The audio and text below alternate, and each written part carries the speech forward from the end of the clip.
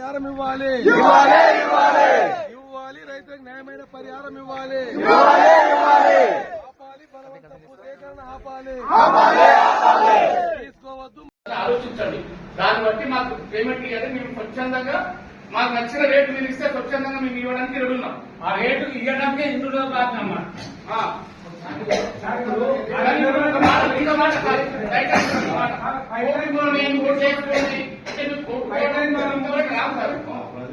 దేశం మొత్తానికి ఒకటే చట్టం.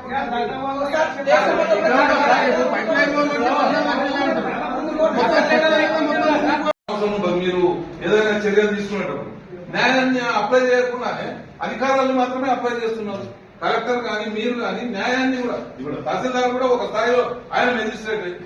మరి మీరు మెజిస్ట్రీరియల్ పవర్స్ ని పగలబెట్టారు, మిగతా అధికారులు మాత్రం ఉపయోగిస్తున్నారు. ఇది ఏమంటే ప్రభుత్వం చెప్తుంది మేము వాళ్ళ కొరకు లేదంటే మీరు అవార్డుల కొరకు లేదంటే ఇంకోటి ఇది కాదు సార్. కొంచెం మనసు పెట్టండి. వాళ్ళు తరతరాలుగా దాని మీద బతికిన వాళ్ళు మన కొరకు మనం అడిగితే ఇస్తున్నారు. ఇయ్యనికి ఎవ్వరు మా ప్రాజెక్ట్ కొట్లాడినలో మేము కదా సార్, ప్రాజెక్ట్ కావాలని కొట్లాడినలో మేము కదా. మేము ముందుగానే అనుకుంటున్నాం కదా.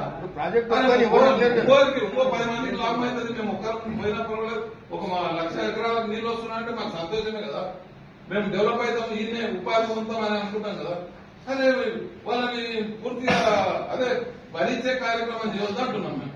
రైతుల్ని అదేదో మూఢనమ్మకాలతో ఇళ్లకు భరించినట్టుగా బలి వద్దండి అని కోరుతా ఉన్నాం మీతో.